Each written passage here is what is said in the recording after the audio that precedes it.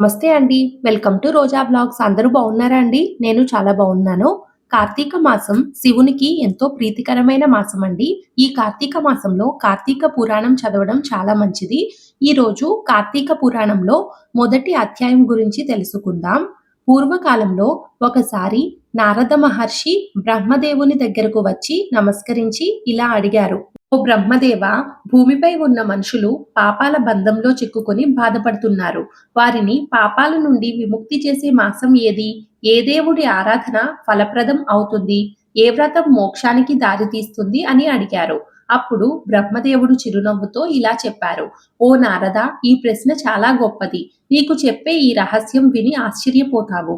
అన్ని మాసాలలో పవిత్రమైనది, శ్రేష్టమైనది అదే కార్తీక మాసం. కార్తీక మాస మహిమ గురించి బ్రహ్మదేవుడు ఇలా చెప్పారు. ఈ కార్తీక మాసం శివుడికి అత్యంత ప్రీతికరమైనది. ఈ మాసంలో భక్తితో స్నానం చేసిన వారు, దీపం వెలిగించిన వారు, వ్రతం చేసిన వారికి కోటి జన్మల పుణ్య ఫలాలు లభిస్తాయి. ఒక్క దీపం వెలిగించినా పాపాలు నశిస్తాయి. ఒక్క ఓం నమః శివాయ అనే మంత్రం జపిస్తే అనేక జన్మల పాపాలు తొలగిపోతాయి అని చెప్పారు.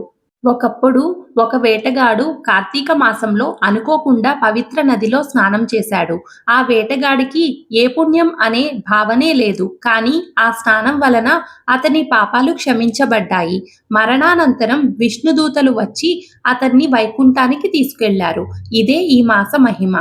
కార్తీక మాసంలో దీపం వెలిగించడం అంటే చీకటిలో జ్ఞానాన్ని వెలిగించడం. ప్రతి దీపం ఒక పాపాన్ని నశింపజేస్తుంది. ప్రతి కాంతి ఒక జీవన మార్గాన్ని ప్రకాశింపజేస్తుంది.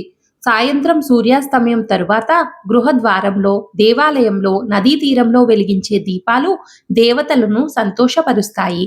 ఈ దీపాలు భవబంధాన్ని చెరిపేసి మోక్షాన్ని ప్రసాదింపజేస్తాయి. నారదుడు ఆశ్చర్యంతో బ్రహ్మదేవుడిని ఇలా అడిగారు. ఈ మాసానికి కారణం ఎవరు? దీని వెనుక శివునికి సంబంధం ఏమిటి అని అడిగారు. అప్పుడు బ్రహ్మదేవుడు ఇలా సమాధానమిచ్చారు.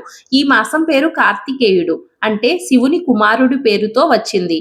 కానీ ఈ మాసంలో శివుడు, విష్ణువు ఇద్దరూ ఆరాధించబడతారు. అందుకే దీన్ని హరిహర సమ్మత మాసం అని అంటారు. ఈ కార్తీక మాసంలో ఎవరు భక్తితో దీపం వెలిగిస్తారో వారు ఆత్మజ్ఞానం పొందుతారు. ఈ మాసంలో స్నానం, దీపదానం, ఉపవాసం, హరినామ స్మరణ ఇవన్నీ మోక్షప్రదములు. అందువల్ల ప్రతి మనిషి ఈ మాసాన్ని పవిత్రంగా జరుపుకోవాలి. ఈ కార్తీక మాసం పాపాన్ని కడిగి పవిత్రతను ఇస్తుంది. కార్తీక మాసమిద ముత్తమమేక పుణ్యం, దీప ప్రధాన ఫలమేక మహత్తరమ్యం, హరినామ స్మరణమేక ముపాస్యమానం, హర హరేతి జపమేక మోఘమస్తు. ఈ శ్లోకంలో కార్తీక మాసం శివుని అనుగ్రహాన్ని పొందే మాసం. దీపం వెలిగించండి, మీలోని జ్ఞానాన్ని వెలిగించండి. హరహర మహదేవ. ఓం నమః శివాయ. ఈ వీడియో మీకు నచ్చినట్లయితే ప్లీజ్ ఒక చిన్న లైక్ చేసి, షేర్ చేసి, సబ్స్క్రైబ్ చేసుకోండి. Thank you for watching this video.